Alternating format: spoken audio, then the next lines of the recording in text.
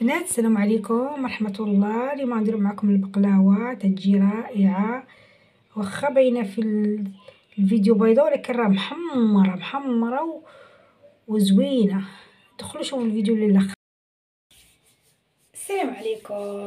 السلام عليكم متابعين يوميات عادية وسعدية.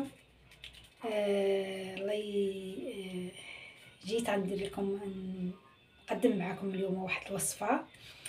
الله يجازيكم بخير كاع الناس اللي دخلت معنا وشجعتنا ودعمتنا في ميزان حسناتهم، واللهم صل وسلم على سيدنا محمد وبارك. غنبداو الوصفه ديالنا اليوم. الوصفه ديالنا هي البقلاوه.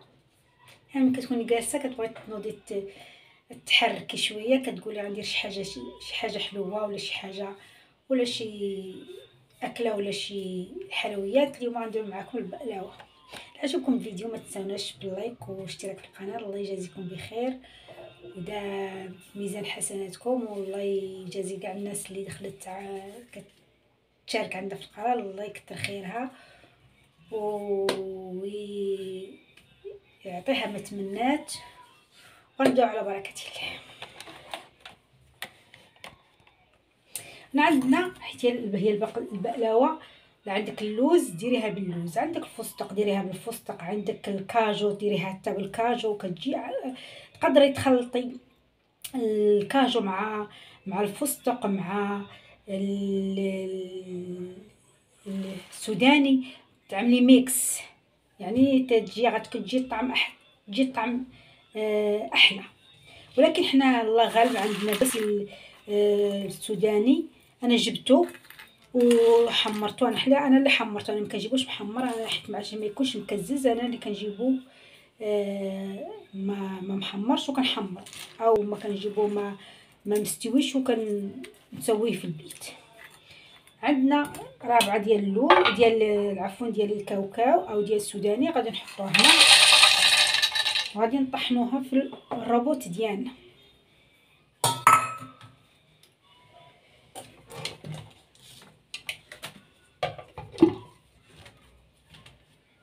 غنطحنوهاش يعني تولي معنا بودره. حنا نخلوها شويه مهرمشه، حنا غنخلوها مهرمشه. بسم الله نديرهاش باش ما الصوت ما بعد ما طحناها هكذا شايفين يعني بقات شويه مهرمشه. نجيب واحد المعلقه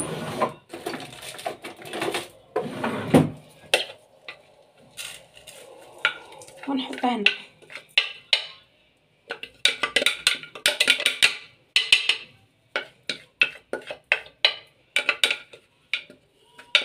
نزلوا كل شيء، مخلوش حتى حاجه.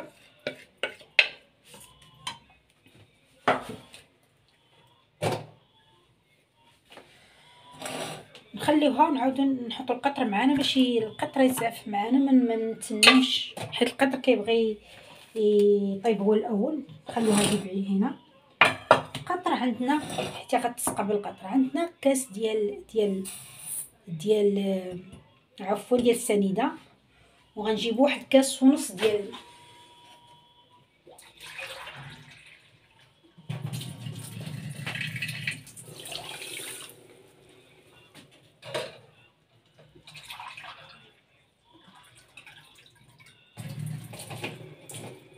الا بغيتي القطره ثقيل غديري كاس الماء او 2 كيسان ديال الماء و2 كيسان ديال السكر. الا بغيتي القطر ثقيل غندير واحد الحامضه معصره. انا واحد الحامضه نحطوه على النار، نخلوه يطيب معانا، ونرجعوا السوداني ديالنا او الكاوكاو ديالنا كما كنقولوا ليه حنا في المغرب كاوكاو. نحطوا واحد، ما عنديش الفانيلا، غنحط واحد شويه ديال الماء ديال الزهر، ماء ديال الزهر باش نسمو به. عندي هنا تقريبا هذا زبده مذوبه، نحط واحد تقريبا 2 معالق.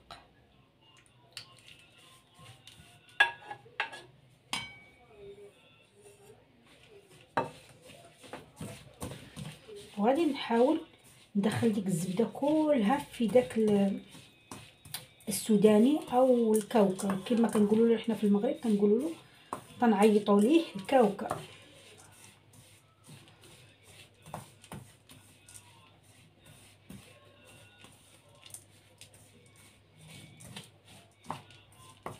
انا ما تتعجبنيش يعني بودر، يعني نطحنها تتولي بودر، نبغيها تبقى هكا.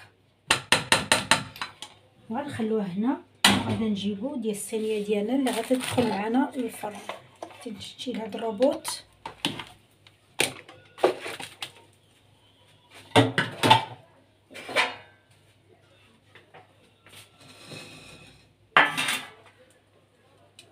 هذه الصينيه ديالنا غندخلوها للفرن.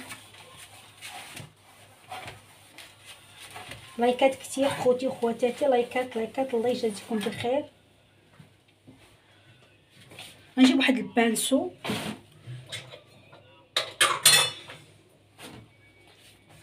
غندهنو الصينيه ديالنا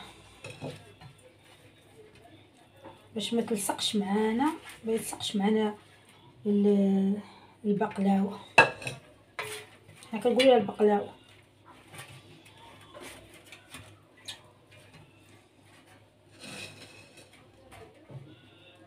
وغادي الجلاش، حنا عندنا الجلاش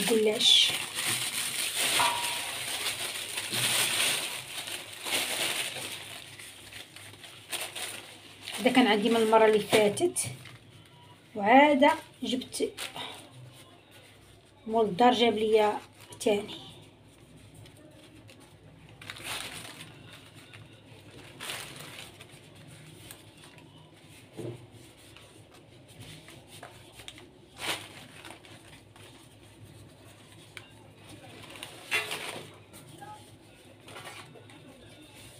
يعني كنحاول انا نثنيه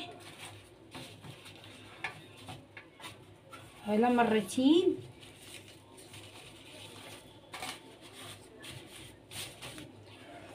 بطبيعة الحال غندهنو مزيان. والقلاش من الاحسن تخدمي به هو لسه يعني لسه طري، لسه جديد يعني.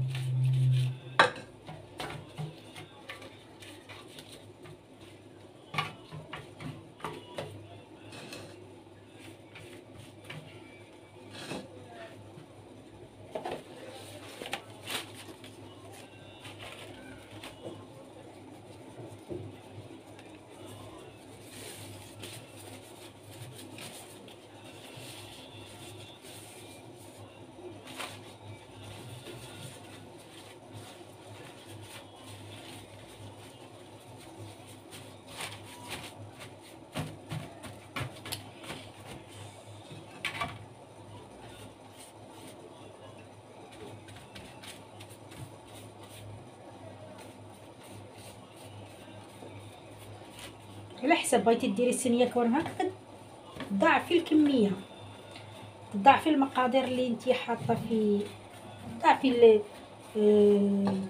ديري كيلو لوز مثلا، ديري كيلو ونص، ديري 2 كيلو على حساب الافراد اللي عندك وعلى حساب الاسره ديالك. خلاص هذه كفايه خلصناها.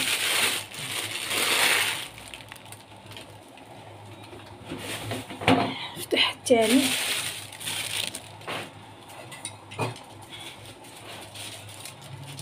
اول ما تخدمي بيه ترجعي ثاني تكملي، راه هو بسرعه تيولي ينشف وتولي تكسر معاك.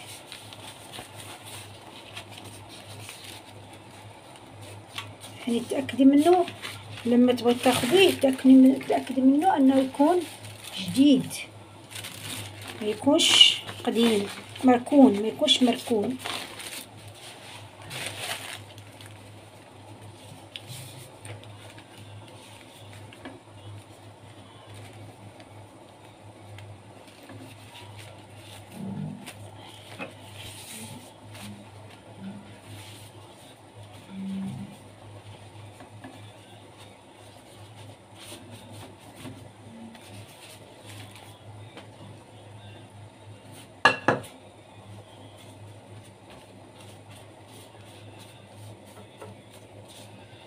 حنحط كميه كتير شويه، يعني تقريبا شي 3 طبقات، باش ما تجيني شويه يعني شاده راسها. وغادي نحط السوداني ديالي او الكاوكاو ديالي، غنسرحو على الصينيه كلها، يعني بالتساوي، ما تكونش بلاصه رقيقه وبلاصه غليظه، على حساب. انت بغيتيها غليظه ممكن تغلظيها، ممكن ترقيها على حسابك.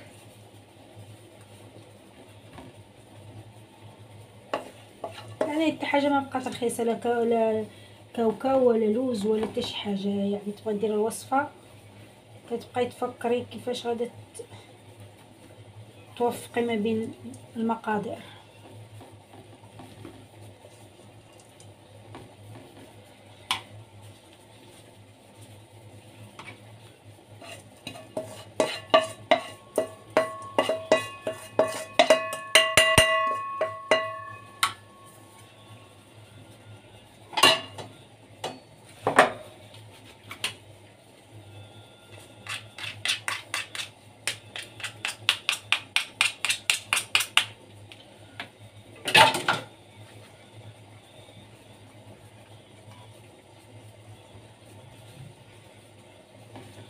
عاد تقدري تقاديها هكا،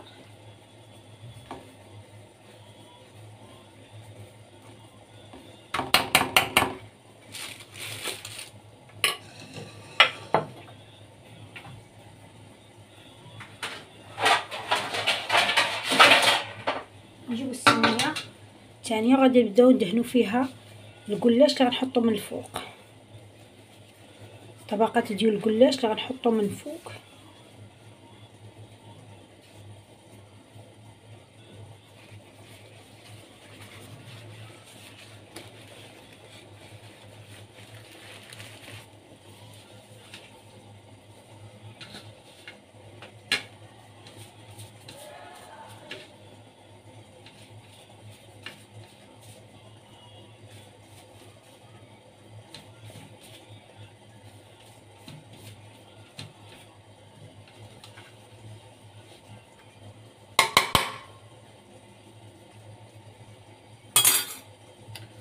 غادي نبداو نحطو،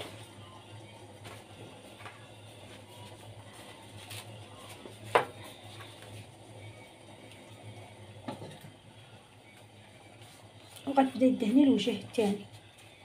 يعني كل طبقه حطيتيها غادي تدهنيها بالزبده مزيان.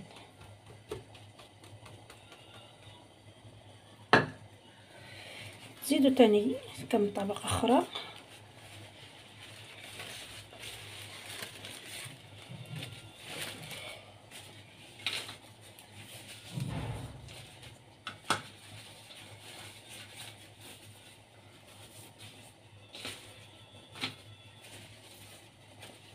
شايفين كيفاش كيتقطع لما كاش طري يتقطع.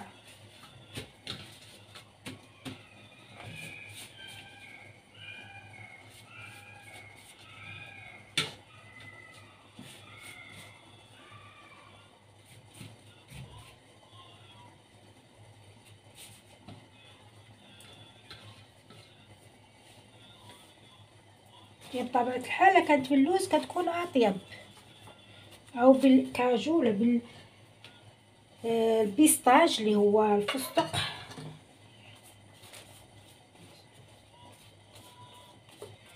ما تجيش عليا حيت انا شي حوايج كنعرفهم باللغه الفرنسيه وما كنعرفهمش باللغه العربيه، حيت حنا اصلا في المغرب الحاجات كتير كنسموها باللغه، واخا ما تكونيش عندك عارفه الفرنسيه، في حاجات حنا في المغرب يعني عارفينها بالفرنساويه ما عارفيناش بالعربيه.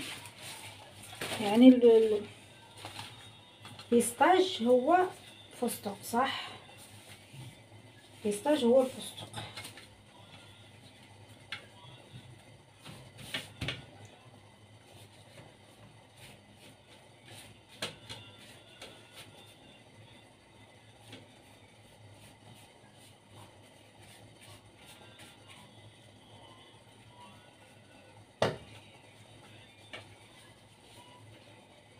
هذه اخر طبقه.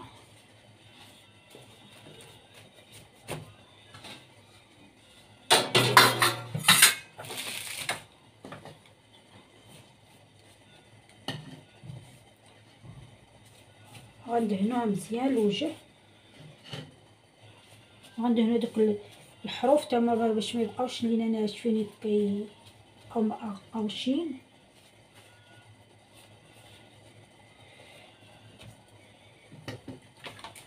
نحاولوا ندخلوا هاد الحروف لداخل.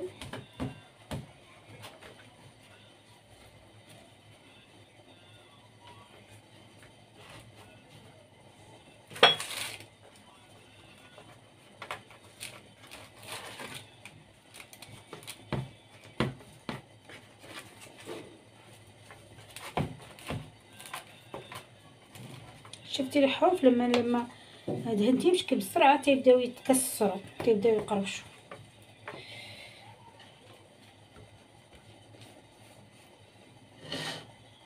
لازم تدهنك مزيان بالزبده. الزبده ملي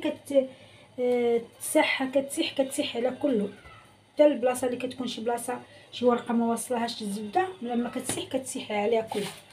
حنا غنجمعوا هاد القلاش باش ما ينشفش معانا، حرام نرجعوه كما كان عشان نخدموا به مره اخرى. خلينا في المطبخ مع حراره المطبخ بسرعه غادي نضيعوا فيه. وبعدين نكمل معاكم الوصفه ديالنا، نقطعوها وندخلوها الفرن.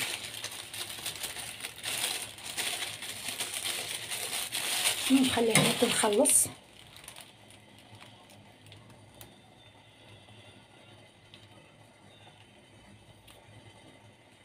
هذا اللي حصل لي ماشي.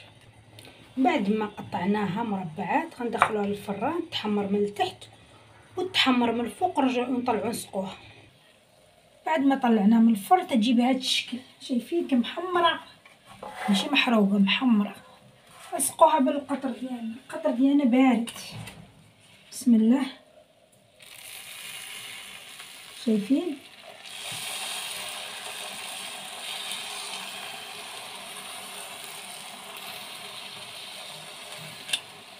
علي ما وريتوش ليكم، ما وريتش انا حطيت فيها واحد جوج معالق ديال السكر مع سوداني، لان كنت بصور وما كنقطع ما شفتوهاش.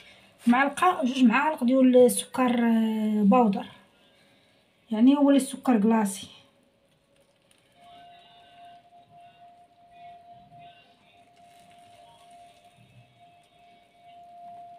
عايزين يعني نسقوها بهذيك الكاس كله اللي درنا. شايفين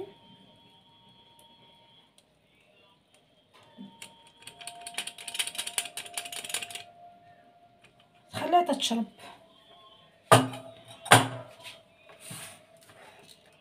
حتى تشرب القطر. هي هذه البقلاوه ديالنا. ان شاء الله يا ربي تكون الفيديو ديال اليوم عجبكم. لا عندكم شي حاجه يعني لوز مهرمش، كاوكاو مهرمش، حطوها من الفوق. انا حطيت كلشي ما خليتش، يلا كفاني من الداخل، ما خليتش شويه نرشو على الوجه. نسيت صراحه. ممكن نتوما باش ما تخلوهاش كده ساده، ممكن تحطوا لويزه او كاوكاو على الوش. وهي هذه البقلاوه ديالنا اللي عملنا لكم. ان شاء الله تكون اليوم الفيديو ديال اليوم عجبكم ولا عجبكم. ما تنسوناش الله يجازيكم بخير من اللايك واشتراك في القناه. وكطلع جربوها البنات بهذه الطريقه، راه كتطلع روعه، ما نكذبش عليكم والله العظيم كتطلع روعه. طيقوني هاد المره تطلع روعه. جربوها، ردوا عليا اخبار في التعليقات، وما تنسوناش من التعليقات ديالكم الزوينه اللي متعوده عليها. والسلام عليكم ورحمه الله وبركاته.